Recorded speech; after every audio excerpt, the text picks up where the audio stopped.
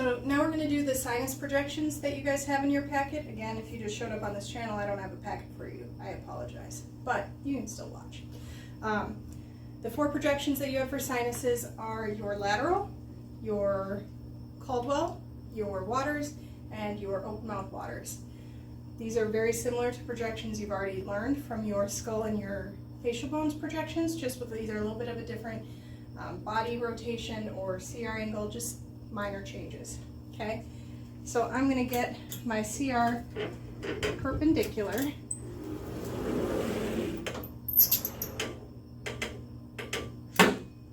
And we're going to start with the lateral. So again, I want my patient in like a PA oblique body position and then head in true lateral. And this is going to be, make sure there's no tilt or rotation. This is going to be centered about a 1/2 inch posterior to the outer canthus. So that's the difference this time with our centering.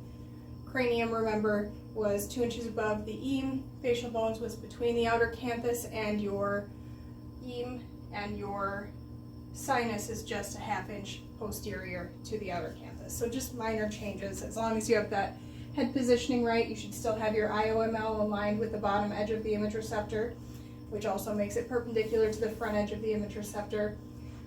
Your IPL, which is your interpupillary line, should be perpendicular to the IR.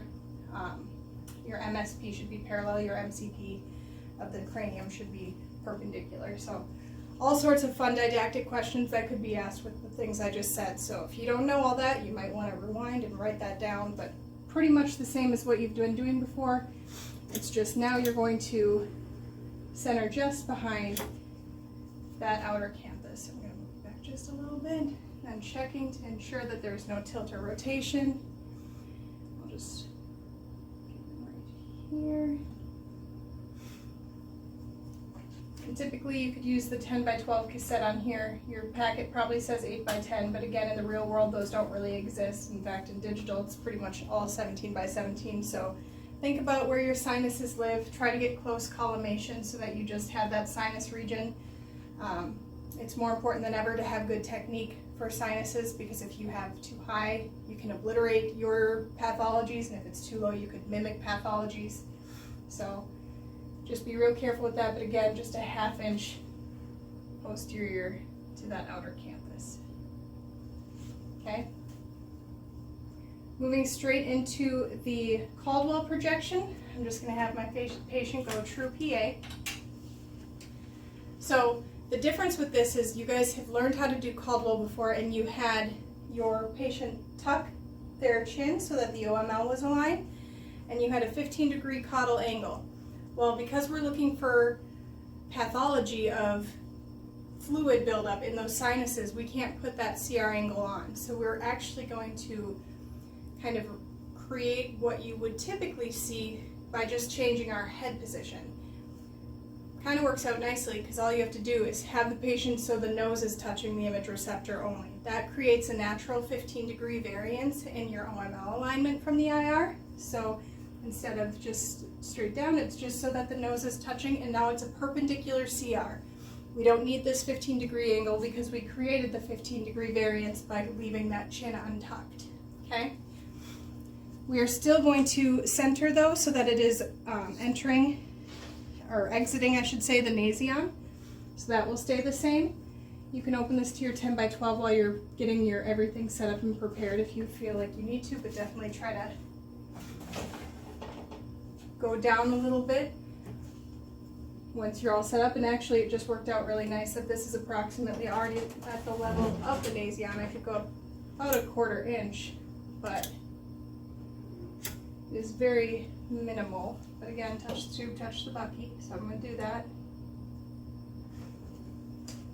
And then I'm just going to again collimate down a little bit because I do not need the full cranium in this image. It's just for the sinuses. And get your marker on. So 40-inch SID, no tube angle for the sinuses projection of the Caldwell method.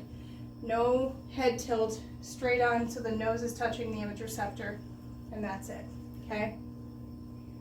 Waters is already the same as what you learned previously.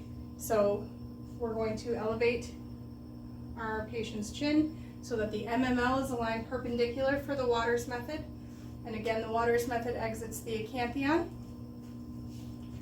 So I will check and see where we're at. With that head lift, it's probably pretty close to where it should be, and it is. So that would be my Waters projection. You've already done that before. You should still know how to do it. 40-inch SID, 10 by 12, collimate down small for the sinuses. Ensure that there's no tilt and rotation. But get that MML perpendicular to the image receptor, and then have your CR exit the acanthion. The last one, super easy. Only difference, stay in Waters position and open your mouth. And that is just your open mouth Waters. That shoots your sinuses through the open mouth. So that's the only difference with that one. Everything else alignment-wise should be the same. So those are the 4 projections of the sinuses. There's not much to them, but definitely practice them when you have practice so that you do well on your proficiencies.